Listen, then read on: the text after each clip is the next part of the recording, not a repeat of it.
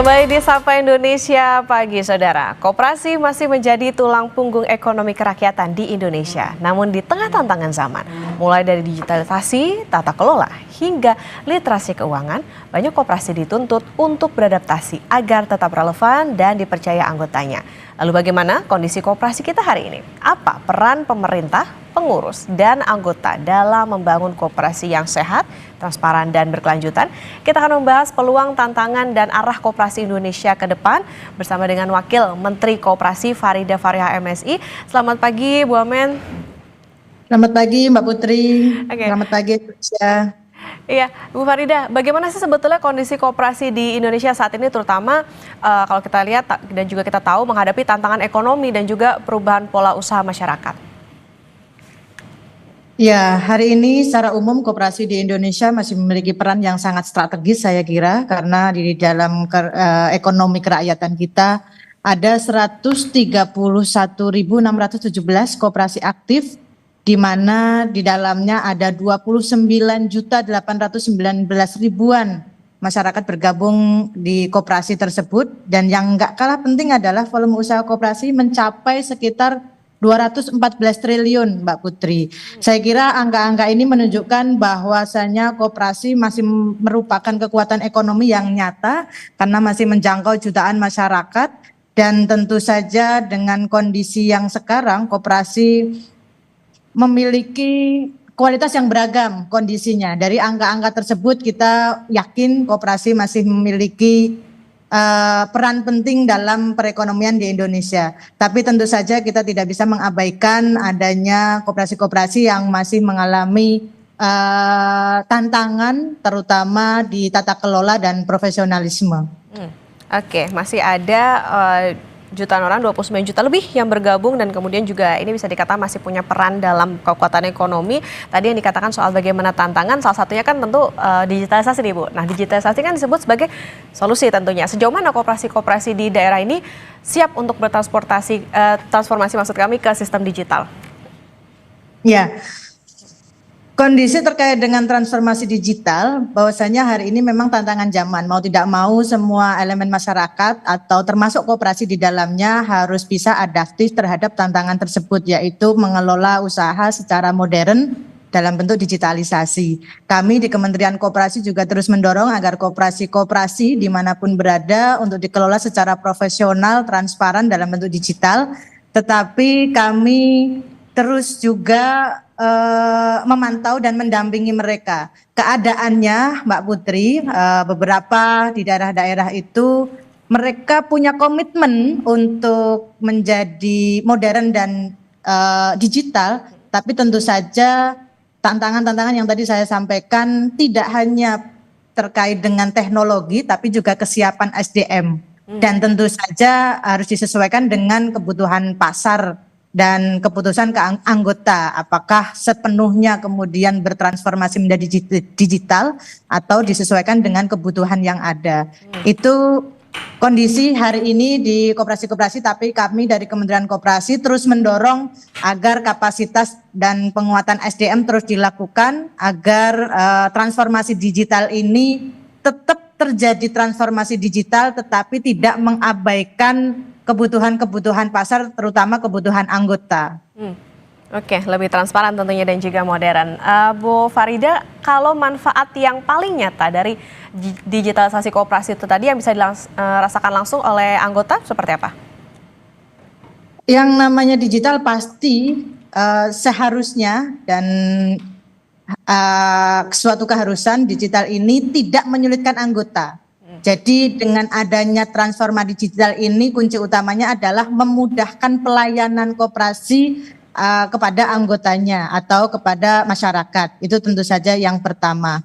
Yang kedua, digital dan modernisasi ini membuat transparansi sehingga pelaporan dan transaksi semakin mudah diawasi secara bersama-sama, baik dari Dewan Pengawas maupun dari anggotanya sendiri. Jadi kita terus mendorong anggota itu tidak hanya anggota semata, tetapi juga bagian penting untuk melakukan pengawasan. Sehingga transformasi digital ini tidak hanya dirasakan untuk tambah kemudahan pelayanan, tetapi juga penguatan pengawasan. Hmm, oke. Nah, tadi Bu Wamen soal kalau misalnya ke digitalisasi, artinya juga dengan didukung dengan teknologi, tentu lebih transparan, modern, profesional. Selain teknologi, tentu yang jadi sorotan adalah soal bagaimana literasi keuangan. Seberapa penting sebetulnya pemahaman keuangan dasar bagi keberlangsungan koperasi itu sendiri? Saya kira literasi keuangan itu menjadi kunci dasar yang harus dimiliki siapapun. Saya kira tidak hanya anggota koperasi, tetapi masyarakat kita juga harus memiliki literasi keuangan yang utuh. Karena apa?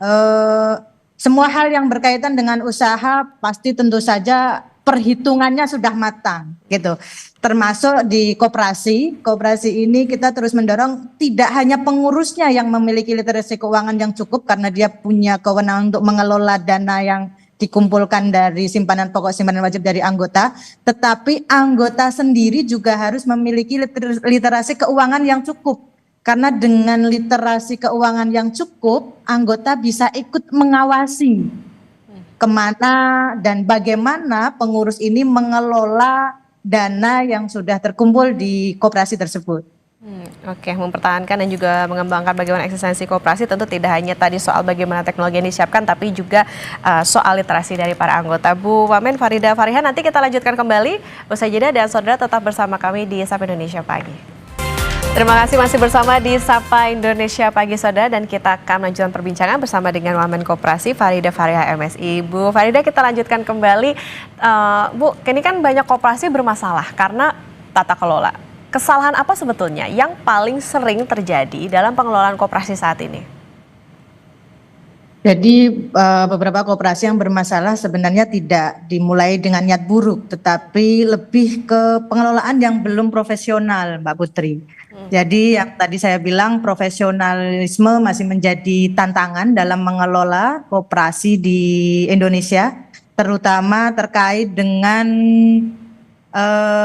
satu, pembukuan atau pencatatan keuangan ini terkadang seringkali masih belum bisa dipisahkan antara urusan koperasi dengan keuangan pribadi.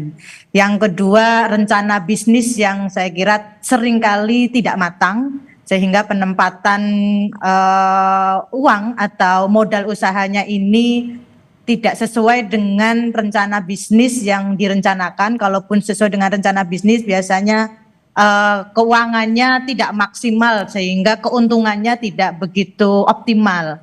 Itu beberapa hal yang seringkali menjadi tantangan di koperasi-koperasi yang bermasalah, dan seringkali keputusan-keputusan yang diambil di dalam koperasi untuk memutuskan penggunaan modal tersebut tidak by data. Nah, ini juga kita terus dorong dari Kementerian Koperasi agar koperasi-koperasi yang hari ini existing sudah berjalan itu menggunakan data atau keputusan-keputusan yang diambil itu sesuai dengan data, sehingga perencanaan bisnisnya semakin matang dan resiko kerugian atas bisnis tersebut semakin kecil agar permasalahan-permasalahan dalam pengelolaan koperasi ini minimal, Mbak. Oke, menyambung yang tadi juga, ini bagaimana digitalisasi juga bisa menjadi penting untuk pengelolaan koperasi. Bu Wamen, bagaimana sebetulnya peran anggota dalam mengawasi jalannya koperasi supaya itu tadi tetap transparan dan juga akuntabel?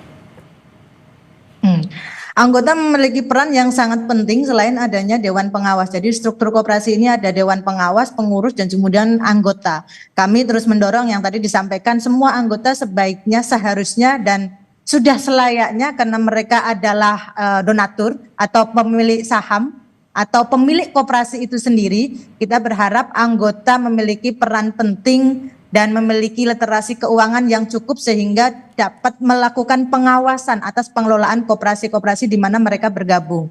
Jadi kami juga terus mendorong literasi keuangan menjadi bekal penting bagi anggota koperasi, bahkan untuk masyarakat kita yang mau bergabung di anggota koperasi dimanapun berada, bekalilah dengan literasi keuangan yang cukup agar ketika bergabung di koperasi atau sudah bergabung di koperasi, tahu bagaimana keuangan atau modal yang terkumpul di koperasi tersebut digunakan untuk bisnis apa, bagaimana cara mengelolanya, hasil akhirnya apa. Ketika anggota ini tahu apa yang terjadi dalam tata kelola dan pengelolaan bisnis atau usaha di koperasi tersebut, anggota memiliki kewenangan yang cukup untuk melakukan pengawasan di internal. Oke. Nah, Bu Wamen, kalau misalnya nih ada anggota yang menemukan adanya indikasi penyimpangan, lalu mekanisme pengaduannya itu seperti apa yang bisa ditempuh supaya menjaga jangan sampai terjadi itu tadi soal penyimpangan maupun juga kan kita juga harus bisa saling jaga nih untuk tadi eksistensi dari koperasi. Ya, tentu saja di dalam koperasi ada namanya rapat anggota dan itu sepenuhnya dilakukan secara bersama-sama. Tadi yang terus kita sampaikan bahwasanya di dalam koperasi ini, koperasi tidak hanya milik pengurusnya atau pengelolanya, tetapi anggota adalah entitas yang terpenting di dalam pengelolaan koperasi. Sehingga kita berharap ketika ada penyelewengan ataupun tata kelola yang tidak semestinya, anggota punya tidak hanya kewajiban, punya hak untuk kemudian melakukan klarifikasi dalam rapat anggota koperasi. Di dalamnya bentuknya klarifikasi atau tabayun, kenapa begini, kenapa tidak sesuai dengan rencana dan lain sebagainya. Forum ini sepenuhnya adalah forum antara Dewan Pengawas, pengurus dan juga koperasi.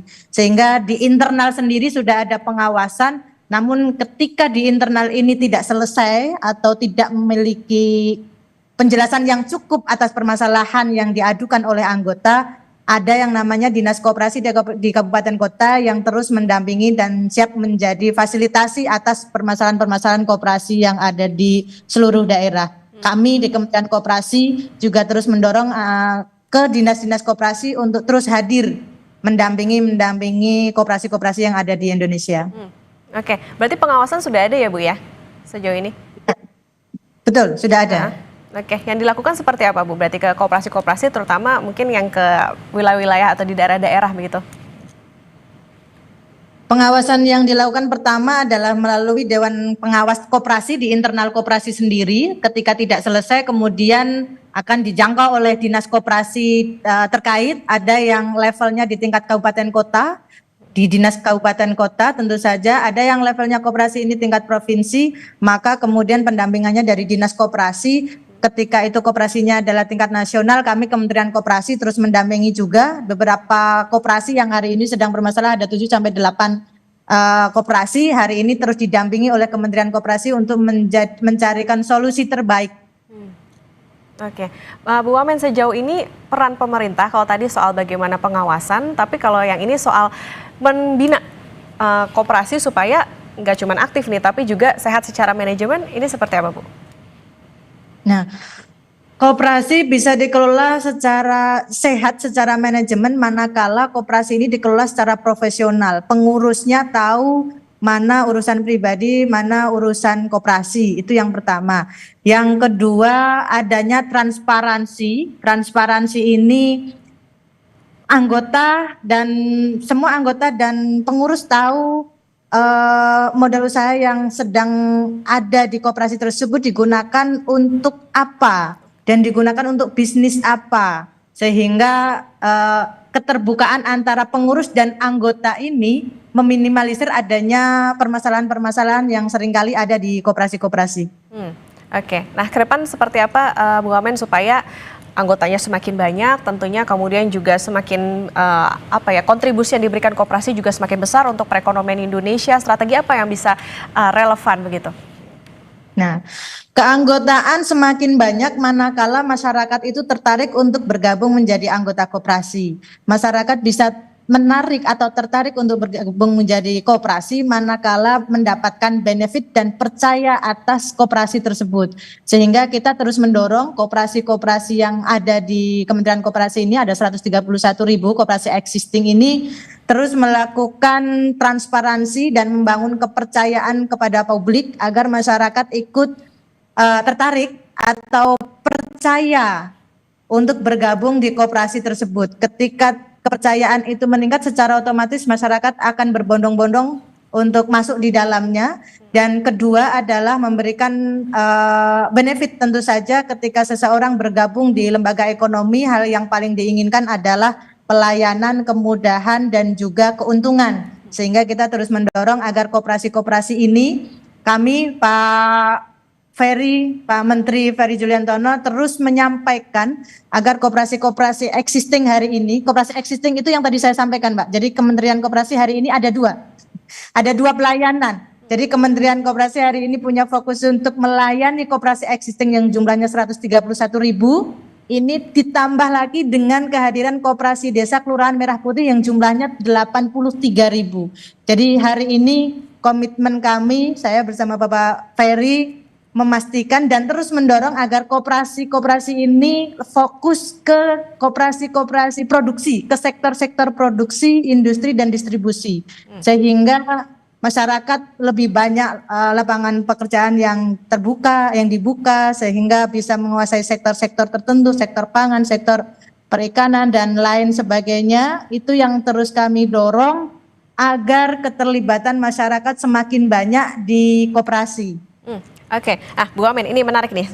Jadi gimana supaya masyarakat ini punya interest dan juga trust, bisa punya percaya sama koperasi dan mereka juga bisa mudah untuk bergabung koperasi. Apa sebetulnya membedakan bergabung dengan koperasi dengan misalnya bergabung ke lembaga-lembaga lain gitu, misalnya dengan yang sama ataupun juga setipe gitu dengan koperasi?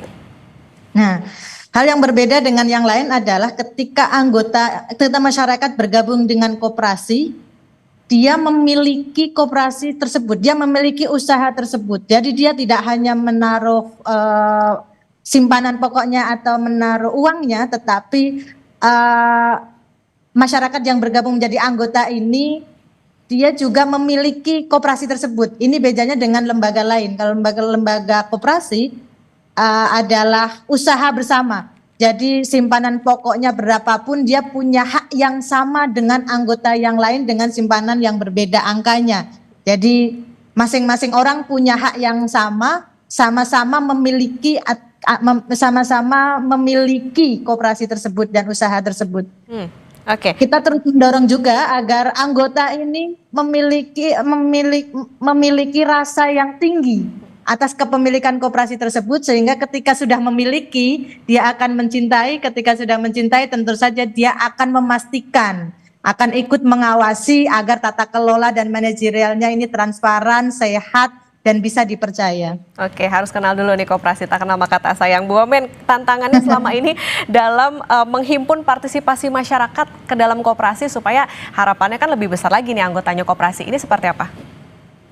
Yang pertama adalah literasi dan sosialisasi. Kita ingin menginformasikan ke khalayak publik bahwasanya hari ini koperasi hadir bangkit kembali yang lebih adaptif, modern, dan juga transparan dalam bentuk digital, transformasi digital. Kita ingin menyampaikan itu bahwasanya hari ini koperasi tidak hanyalah koperasi simpan pinjam, tetapi koperasi hadir untuk benar-benar menjadi tiang ekonomi yang ada di Indonesia, bisa menggerakkan baik dari sektor produksi, konsumsi maupun distribusi, khususnya di industri.